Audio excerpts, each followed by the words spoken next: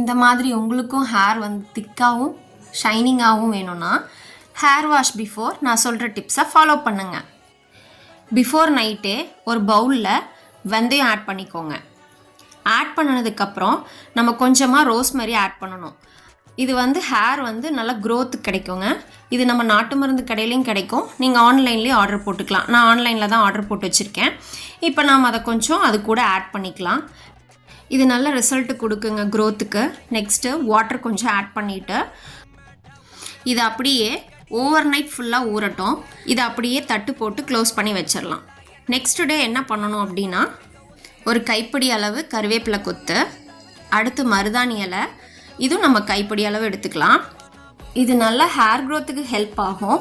இன்னொன்று, நம்ம சின்ன வயசுலேருந்தே ஆட் பண்ணுறதுனால இளநரை கம்மியாகும். அடுத்து செம்பருத்தி இலை, செம்பருத்தி பூ, இது ரெண்டுமே ஆட் பண்ணிக்கிறோங்க. இது எதுக்குன்னா ஷைனிங்காக இருக்கும். ஹேர் உங்களுக்கு கண்டிஷனர் போட்டால் எப்படி இருக்குமோ அந்த எஃபெக்ட் வந்து செம்பருத்தி லீஃபில் நமக்கு கிடைக்கும். டேண்ட்ரஃப் ப்ராப்ளம் இருந்தால் கொஞ்சமாக வேப்பம் கொழுந்து ஆட் பண்ணிக்கலாம். ஃபைனலாக சோக் பண்ணி வச்சுருந்த ரோஸ்மெரி லீஃபும் வெந்தயமும் நமக்கு ஊறிடுச்சு. இதை எடுத்து நம்ம ஒரு மிக்ஸி ஜாரில் போட்டுக்கலாம். இதில் நம்ம பறிச்சிட்டு வந்த எல்லாத்தையும் எடுத்து உள்ளே போட்டுட்டு நல்லா ஃபைன் பேஸ்ட்டாக அரைச்சி எடுத்துட்டு நம்ம ஹேரில் அப்ளை பண்ணிக்கலாம். இந்த மாதிரி உங்களுக்கு பேஸ்ட்டாக கிடைக்கும். இதை நம்ம ஹேரில் அப்படியே ஃபுல்லாக அப்ளை பண்ணிக்கலாம். இதில் வேணும்னா நீங்கள் கர்ட் ஆட் பண்ணிக்கலாம், இன்னும் நல்லாயிருக்கும். இந்த மாதிரி அப்ளை பண்ணிவிட்டு ஒரு 20 மினிட்ஸ் அப்படியே விட்டுருங்க.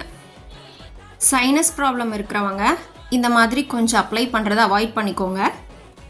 இதில் யூஸ் பண்ண இன்க்ரீடியன்ட்ஸ் நம்மளோட பாடியை கூலாகவும் வச்சுக்கும். இப்போ ஹேர் வாஷ் பண்ணினதுக்கப்புறம் நம்மளோட ஹேர் எப்படி இருக்குன்னு பார்க்கலாம்.